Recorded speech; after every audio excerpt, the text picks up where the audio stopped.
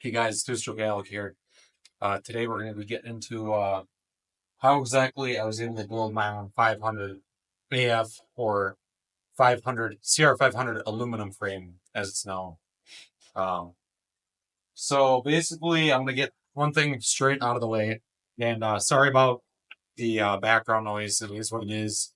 I got a storage unit. That's all I can really work on right now. So with this really bad economy. But I got my truck blocking it, etc., yada yada, trying to keep the noise away, but we'll see how it turns out.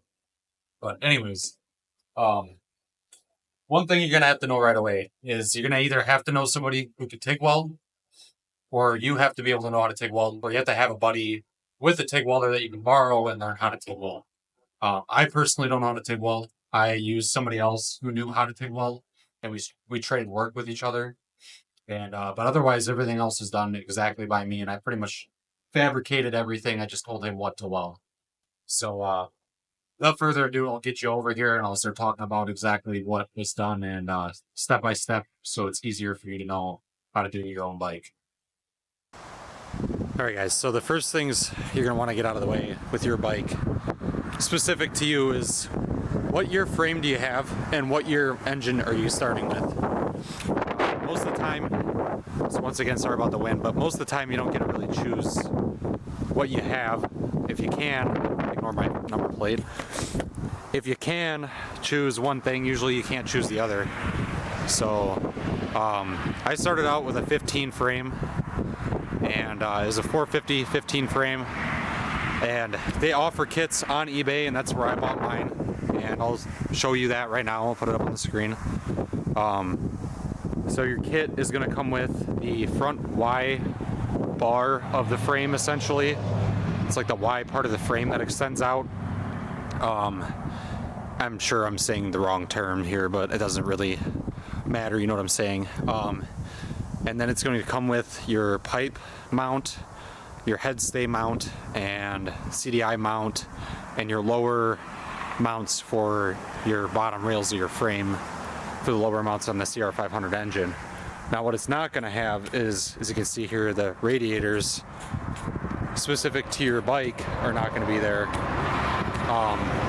If you want to follow my specific bike, I'm going to put a link down below, but it's going to be easier for you if you have, and we're going to get into the engine here, if you have a 1990, I'm pretty sure an up 500 engine is going to make it a lot easier on you, because I here have a 87 engine, and it changes a little bit of things. First and foremost, it changes how you're going to bolt it to the swing arm. Now what I had to do was I had to have my bushings pulled out of the engine, which luckily they just press right out. It's really easy. The sleeves on the back on the cases, and I did not have to separate my cases. And you'll have to press those bushings out and have them milled to the correct size of your X or your swing arm bolt, and pretty much any machine shop can do that. Once again, my buddy who does welding, he machined it for me, so that was easy piece of cake for me. I didn't have to do really anything besides wait. Another thing that's gonna be a problem is your pipe. If you follow the instruction manual, which there is a PDF on their website that you can buy that eBay link for, and I'll link that below as well. And you clock your engine and measure the bottom rails to the top precisely, and you take like a bottle jack and just push it down and bend them, and then you weld in your Y pipe in. Then you'll have no issues with pipe fitment. Now for me, I have pipe fitment issues, and that's because me and my friend were stupid, and we just were like, all right, let's just do it, because we were sick of looking at it. And we literally got this bike done fabrication wise, and I'm gonna shit you not on this. I got it done within, I think it was 3.5 days time span, just since tearing it apart and stuff.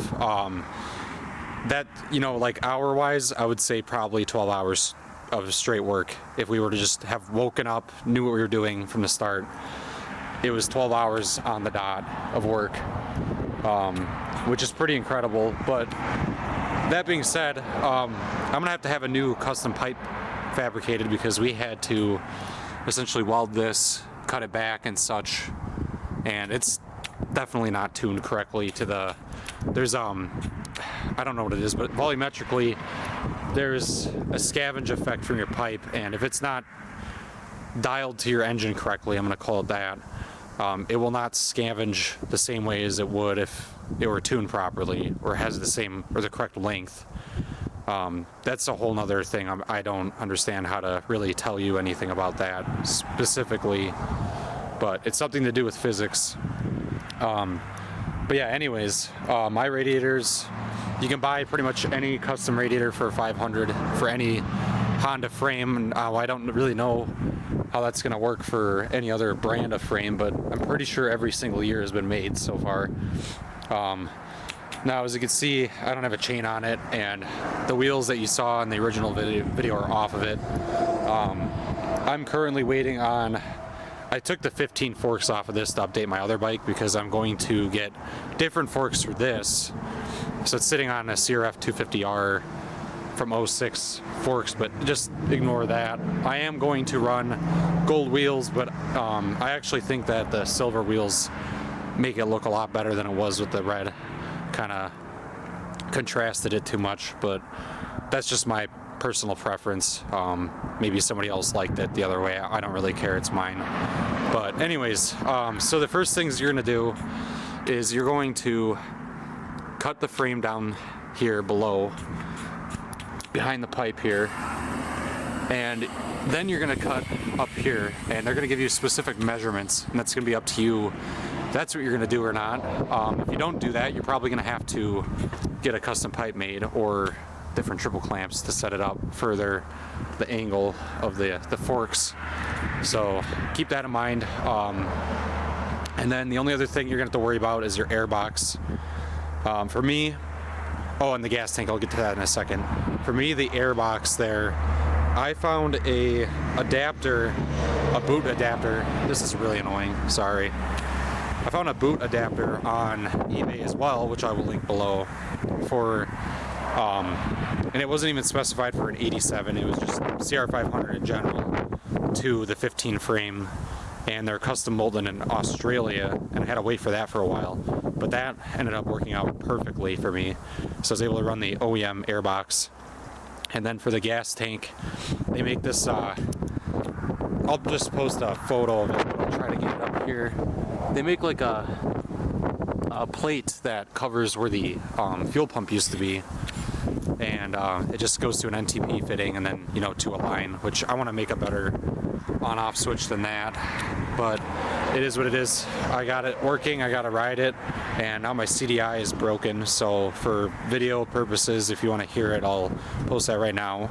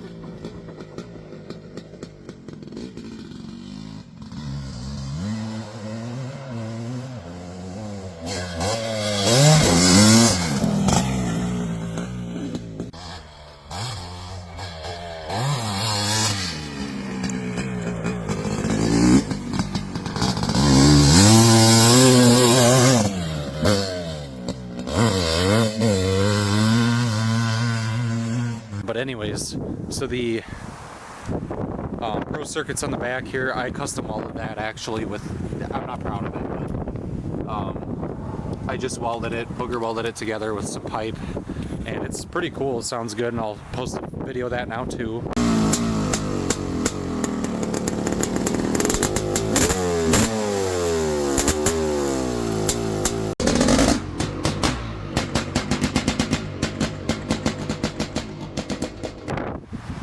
of after the fact. It sounded a lot better.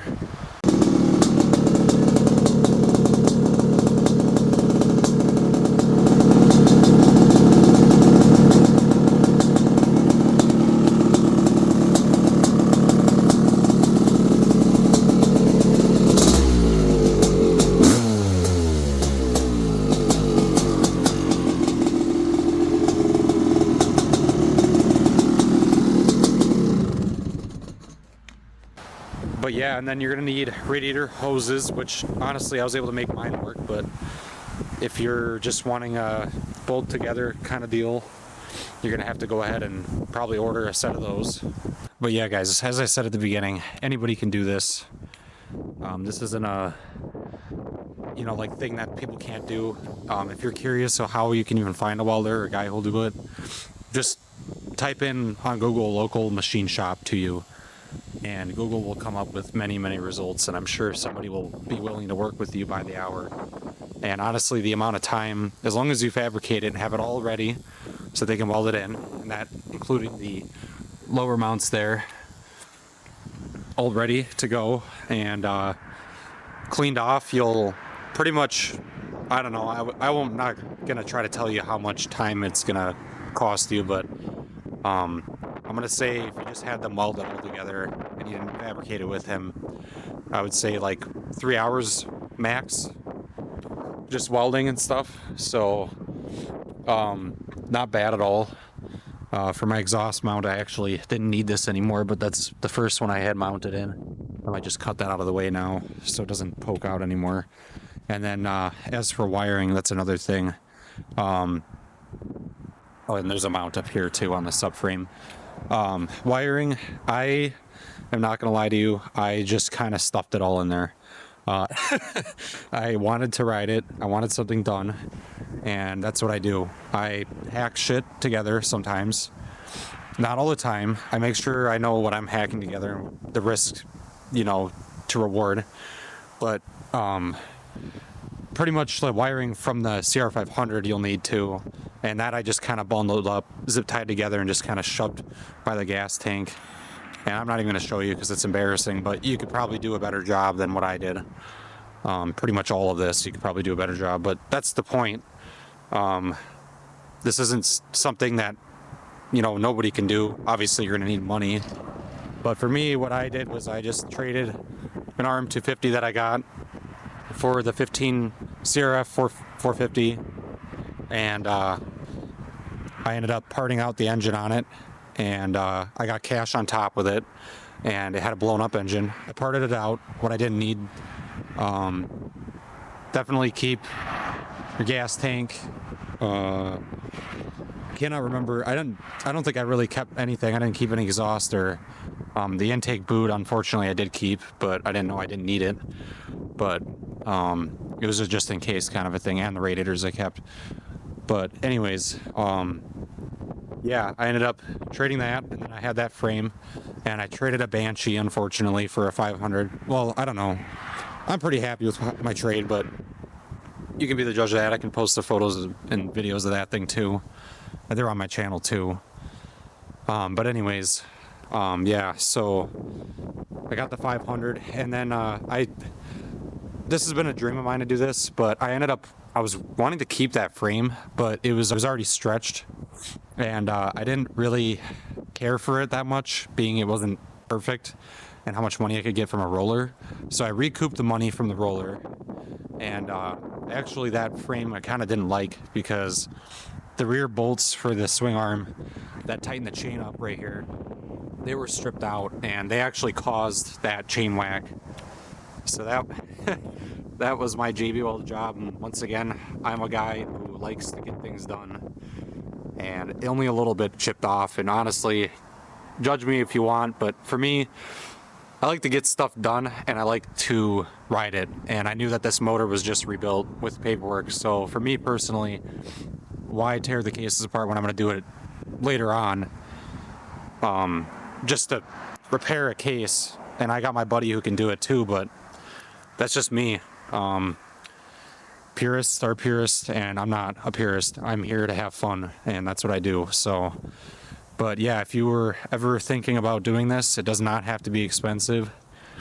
You just gotta have 500 engine, a Cr500, whatever, the electronics, and pretty much the rest of the parts are kind of, you have to order them, and they're not even that expensive. I mean, if you look at the prices that I posted, and I'll put a list here of how much I actually spent out of pocket.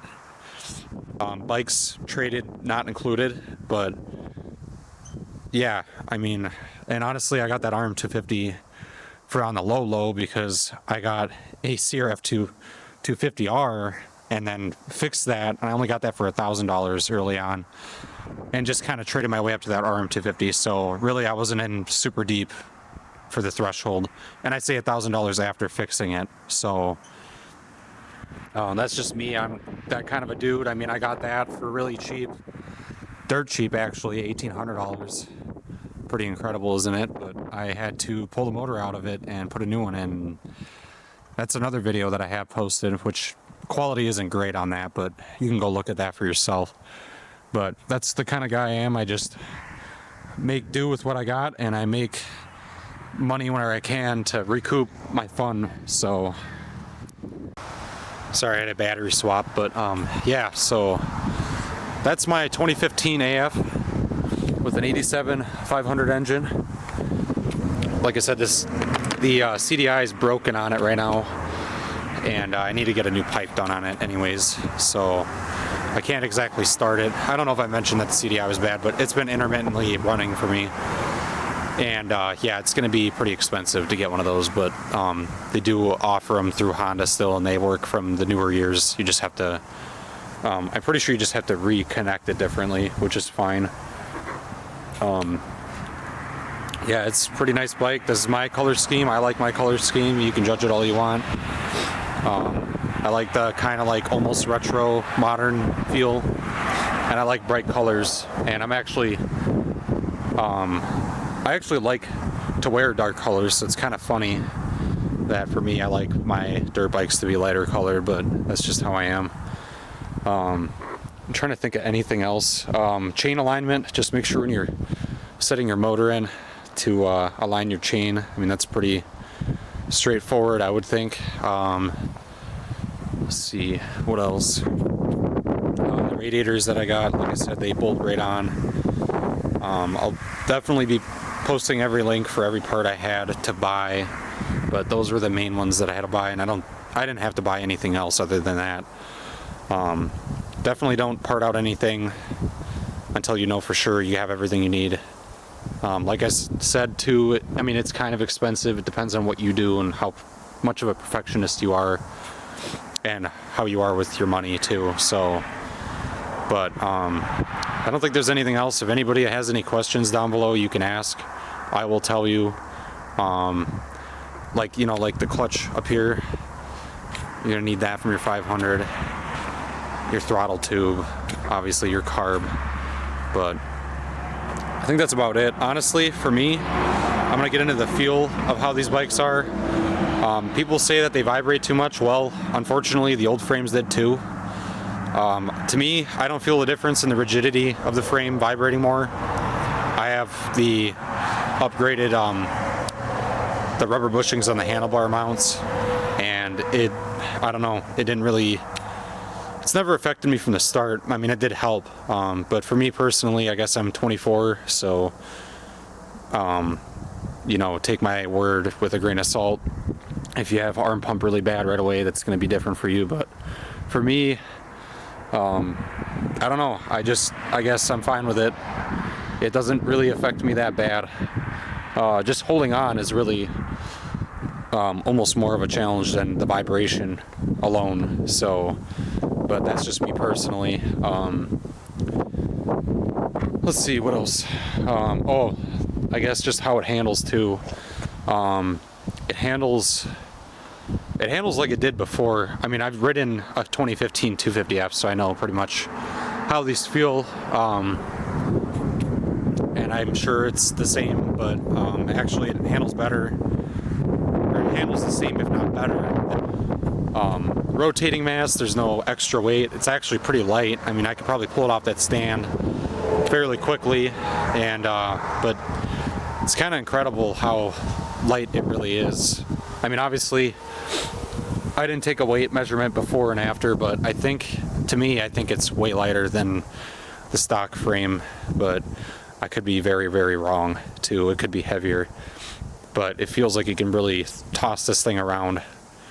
I'm a like mid B class rider at best, so take that with a grain of salt as well. But for me personally, I guess I think it handles way better than stock.